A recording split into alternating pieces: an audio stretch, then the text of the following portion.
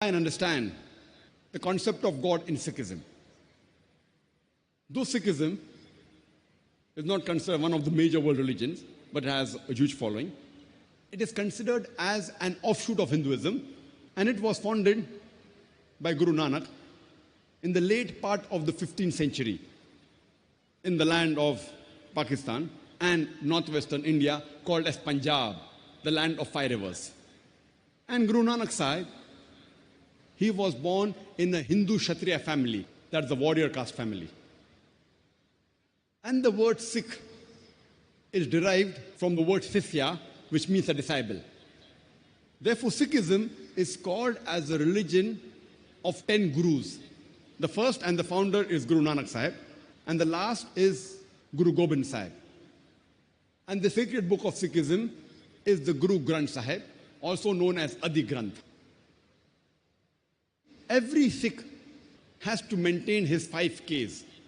The first K is the kesh, that is the uncut hair, which all the gurus kept. The second K is the kanga, that is the comb, to keep the hair clean. The third K is the kada, that's a metal or a steel bangle, which is used for strength. The fourth K, it is the kirpan, or the dagger, which is used for self-defense. And the fifth K is the kacha, or the long underdrawers or underwear, which is used for agility.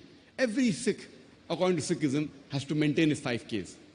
And if you ask any Sikh that what is the definition of Almighty God in Sikhism, the best reply he can give you is quote to you the Mool Mantra of Sikhism. That is the fundamental creed of Sikhism, which is there in the first volume of Guru Granth Sahib, first chapter, first verse, known as Japuji. It says that God is only one. He is called as the true, the creator, who is free from fear and hate, the immortal, not begotten, self-existent, great and compassionate. This is the description of Almighty God in the Japuji, which is the Mool Mantra of Sikhism.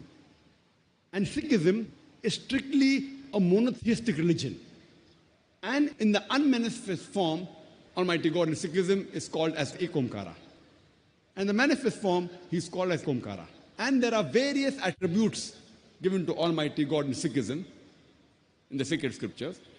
He is referred to as Akal, that is eternal.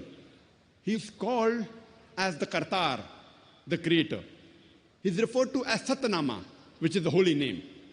He is called as Sahib, which means the Lord. He is called as Parvardigar, which means the cherisher. He is called as Rahim, the merciful. He is called as Kareem, the beneficent. He is also called as Vahe Guru, means one true God. Sikhism, besides being a monotheistic religion, it is against Avtarvada, which means it is against Almighty God taking incarnation, against Almighty God incarnating, known as Avatar. And it is also against idol worship.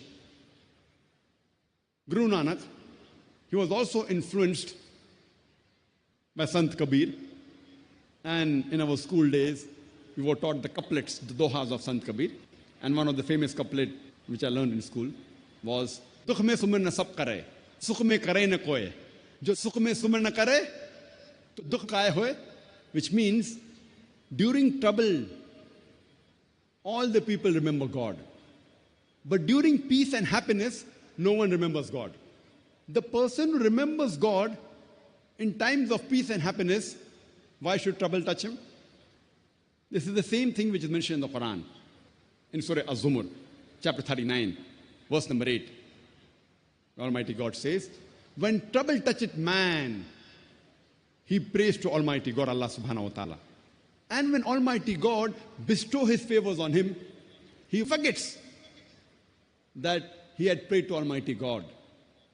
And he associates partners with him. So if we read the Guru Granth Sahib and the 6 scriptures, you should understand the concept of God in Sikhism.